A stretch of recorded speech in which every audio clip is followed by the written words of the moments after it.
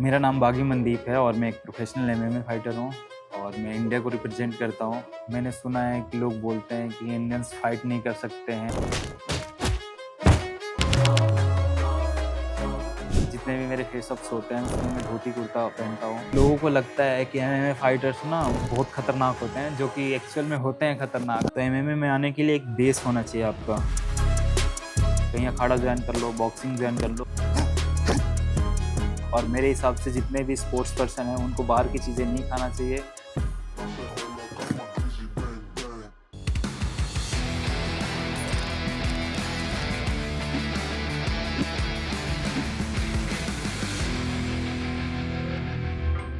Hello guys, आज हम करने वाले हैं एमएमए में सबसे पहले स्टार्ट करेंगे शैडो बॉक्सिंग, उसके बाद करेंगे बैक वर्क, उसके बाद करेंगे ग्राउंड पाउंड।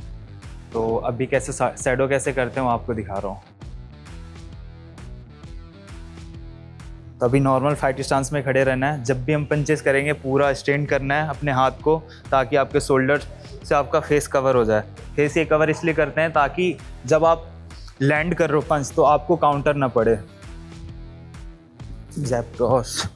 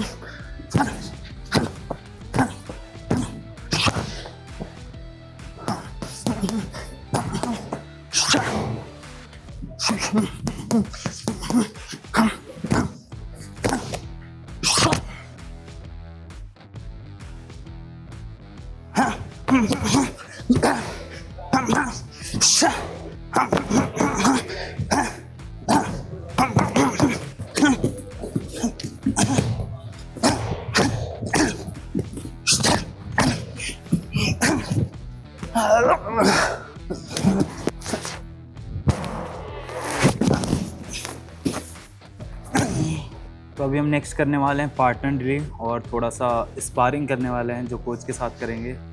तो अभी लेट्स स्टार्ट।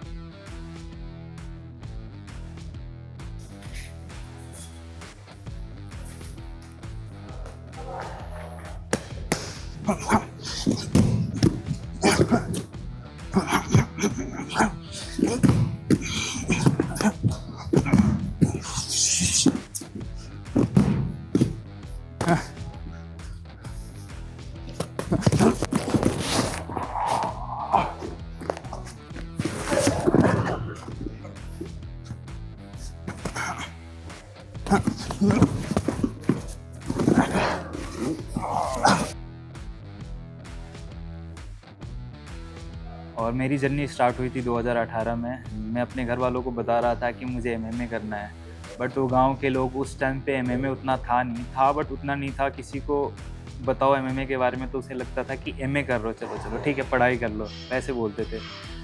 बट मैं घर वालों को बताया, वो रेडी नहीं थे बाहर भेजने के लिए, क्योंकि उस टाइम मैं 14-15 साल का था।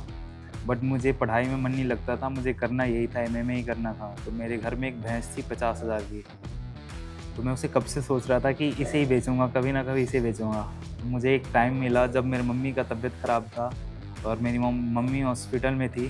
तब उस टाइम ऐसा काम करना नहीं चाहिए था कि भैंस बेचना चाहिए था वैसे वगैरह जो भी, क्योंकि उस टाइम मेरी फैमिली बहुत प्रॉब्लम में थी। बट मुझे भी अपना कैरियर बनाना था, यही करना था। मेरे घर में 50,000 की भैंस थी, मैंने उसे 20,000 में बेच के घर से भग गया था। घर वाले परेशान थे, हो रहे थे, चारों तरफ लापता के पोस्टर वैसे लगवा दिया था। और उस टाइम मेरे पास छोटा वाला फ़ोन था। तो कुछ टाइम बाद मैंने 2-3 दिन बाद में उन्हें फ़ोन करा कि मैं यहाँ पे हूँ। उस टाइम मैं खली के पास गया था।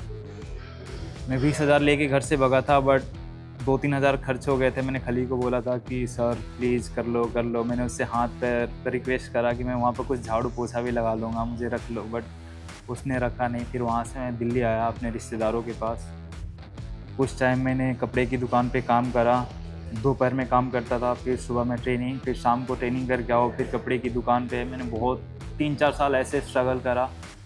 उसके बाद मैंने कुछ फाइट्स खेले, जीते, नेशनल खेला, जीता, फिर उसमें अच्छा मेरा रिकॉर्ड रहा। उसके बाद प्रोफेशनल में गया। शुरू में तो WWE देखता था, बट जब मैं खली के पास गया वहाँ पे चीज़ें देखा कि भाई ये तो फिक्सिंग टाइप में लग रहा है, एंटरटेनमेंट है। तो उसके बाद मेरा थोड़ा वैसा हो गया कि मुझे ये नहीं करना है, मुझे रियल फाइट करना है। उसके बाद मुझे पता चला एमएमए के बारे में, मैंने गूगल में सर्च किया, एमएमए के बारे में पता चला। तो दिल्ली में एक जिम है वहाँ पे, उसे मैं ज्वाइन करा, 2-3 साल वहाँ पे करा। उसके बाद ऐसे करके जर्नी स्टार्ट हुआ था। बट इंडिया में ऐसा है ना, इंडिया क्रिकेट क्रेजी कंट्री है, यहाँ पे क्रिकेट को ही लोग सपोर्ट करते हैं, बाकी स्पोर्ट्स को उतना सपोर्ट नहीं करते हैं। कोई एथलीट जीतता है तो 1-2 दिन स्टोरी लगाते हैं, उसके बाद ख़त्म हो गया। यही सारा, क्रिकेट को छोड़ के सारे स्पोर्ट्स ही इंडिया में अभी स्ट्रगल कर रहे हैं, जबकि हम भी इंडिया के लिए खेलते हैं, क्रिकेट वाले भी इंडिया के लिए खेलते हैं। बट क्रिकेटर्स को सब सपोर्ट करते हैं, बाकी स्पोर्ट्स पर्सन को कोई सपोर्ट नहीं करता है। उसको लेके मेरा मतलब ऐसा प्लान है कि मैं अपने एमएमए को प्रमोट करूँगा, उसके लिए मुझे जो भी करना होगा करूँगा। जितना मेरा गेम दिखेगा उतना मैं दिखूँगा। तो ये मेरा विज़न है, आने वाले कुछ सालों में एमएमए के लिए मैं कुछ वैसा करूँगा जो क्रिकेट के बाद एमएमए के बारे में लोग जानेंगे। अभी करंटली एमएमए का क्रेज़ बढ़ रहा है इंडिया में, किसी को बताने की ज़रूरत नहीं पड़ती है कि मैं एमएमए फाइटर हूँ, तो समझ जाते हैं कि हाँ ऐसे वैसे करते होंगे। जहाँ से मैं बिलोंग करता हूँ, बलिया, उधर के लोग ना शुरू से ही पॉलिटिक्स में जाते हैं, छात्र नेता, युवा नेता, वो सब देख के मुझे भी वैसा शुरू में लगा था कि मुझे भी पॉलिटिशियन बनना है। बट उतना पैसे थे नहीं, तो मैं पॉलिटिक्स नहीं चुना। बट आने वाला कुछ सालों में मैं हो सके तो ऐसे पॉलिटिक्स में जाना चाहूँगा। मेरा शुरू के ये बचपन का एक ड्रीम था पॉलिटिक्स, तो इसके वजह से और मुझे थोड़ा सपोर्ट करने में किसी को अच्छा लगता है। अगर आपके पास कुछ है तो किसी की हेल्प कर दो, आपसे किसी को भला हो रहा है, ग्रो हो रहा है, तो मेरे हिसाब से सपोर्ट कर देना चाहिए, ये सोच के मैंने करा था। और जब मैं ये अपने फाउंडेशन में पेड़ लगाया था, एक हमारे जैकी श्रॉफ सर हैं जो हमेशा पेड़ लगाते रहते हैं, लोगों को मोटिवेट करते हैं कि आप पेड़ लगाओ तो आप सेफ़ रहोगे। तो उनसे मैं इंस्पायर्ड होके मैंने पिछले साल मैंने 21,000 पेड़ लगाए थे। मेरा वही शुरू से ही वही विज़न है कि मेरे से अगर किसी का भला हो जा रहा है, अगर मेरे पास उतना भी है कि मैं किसी की हेल्प कर सकता हूँ तो हेल्प करो। तो वही मतलब ऐसा कुछ प्लानिंग नहीं होता इसके पीछे, बस मुझे किसी की सेवा करना, किसी की हेल्प करना अच्छा लगता है, मैं ये सोच के कर देता हूँ, वैसे कोई प्लानिंग नहीं है इसके पीछे। कल्चर को प्रमोट करता हूँ। मुझे ऐसे, जहाँ तक मैंने सुना है कि लोग बोलते हैं कि इंडियंस फाइट नहीं कर सकते हैं, ये नहीं कर सकते, वो नहीं कर सकते हैं, तो इसके वजह से मैं अपने कल्चर धोती कुर्ता पहनता हूँ। जितने भी मेरे फेसअप्स होते हैं उसमें मैं धोती कुर्ता पहनता हूँ, ताकि जितने भी अपने इंडियंस हैं मुझे देखे तो उनको लगे कि हाँ हमारे इंडियंस भी फाइट कर सकते हैं, लड़ सकते हैं, उन्हें थोड़ा अच्छा लगे, प्राउड फील हो। तो इसके वजह से मैं अपने कल्चर को प्रमोट करता हूँ। लोगों को लगता है कि एमएमए फाइटर्स ना मतलब बहुत ख़तरनाक होते हैं, जो कि एक्चुअल में होते हैं ख़तरनाक, बट मेरे से ना वो फेक चीज़ें नहीं होता है। जो उस टाइम के लिए जो एथलीट एक दूसरे को धक्का मुक्की करते हैं वो मेरे से नहीं होता है। तो मैं ये सोचा था कि इसे थोड़ा सा इंटरटेनिंग बनाते हैं। तो मेरा जब भी फेसअप होता है, मैं किसी को कभी चॉकलेट दे देता हूँ, कभी टेडी बियर दे देता हूँ, तो हमेशा कुछ ना कुछ देता ही हूँ मैं शुरू से ही, कभी रोज़ दे दिया, ताकि लोग इंटरटेनमेंट मतलब खुश हो, उन्हें मज़ा आना चाहिए फ़ाइट देखने में, उससे लगे कि हाँ यार कुछ फ़ाइट के साथ साथ हम इंटरटेनमेंट भी देख रहे हैं। तो ये सारी चीज़ें सोच के मैं किया।